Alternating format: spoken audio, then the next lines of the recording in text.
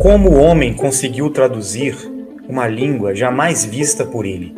Como conseguiu decifrar códigos, sinais, interpretar inscrições e textos datados há milênios de anos? O que acontece? Os povos antigos tinham suas escrituras, tinha a sua língua, tinha o seu idioma. Então, eles tinham a forma de se comunicar, muitas vezes através de símbolos, de ícones, de palavras, que muitas vezes variavam entre os povos e culturas do passado. Só que os povos que vinham posteriormente a este povo prévio, com certeza mantinha aquela tradição escrita, aquela linguagem, aquela iconografia ou aquele alfabeto um pouco diferente, porém variando do alfabeto antigo, do texto, dos ícones antigos. Então eles conseguiam manter um pouco dessa variância.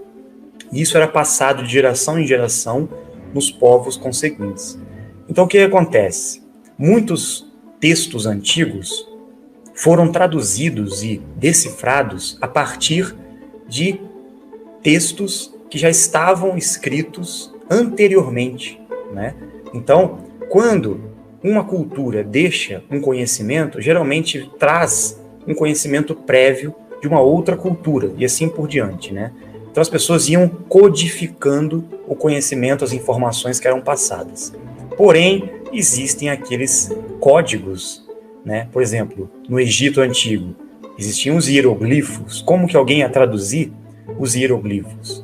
Na Suméria, na antiga Babilônia também, e os povos acadianos posteriores, Era escrita cuneiforme. Como é que eles iam traduzir aquela escrita se não tinha um parâmetro, para decifrar aquela linguagem? Bom, vocês conhecem o caso da Pedra de Roseta, que foi encontrado próximo a Alexandria, Então, pesquisem sobre isso, a Pedra de Roseta. Roseta era uma cidade próxima a Alexandria, no Egito. Então, antigamente, foi decifrado os hieroglifos justamente porque encontraram esta pedra no qual havia ali hieroglifos escrito, um texto, com hieroglifos. Depois, na linguagem do Egito Antigo, que era o demótico, que era o texto que era utilizado, a linguagem do Antigo Egito, e depois encontraram embaixo escrito em grego. O mesmo escrito, que estava nos hieroglifos, foi traduzido para o demótico do Egito Antigo e para o grego embaixo. Com esta pedra, eles conseguiram codificar todos os hieroglifos egípcios, da antiguidade. Então, foi assim neste caso.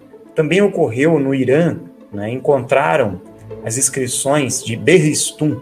Não sei se vocês já viram falar sobre as inscrições de Berristum.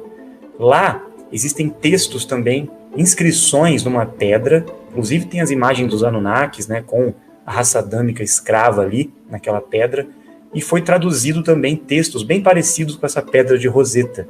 Porém, era escrita cuneiforme, que estava lá, e foi traduzido dentro da sequência dos textos para o elamita e para a escrita persa antiga.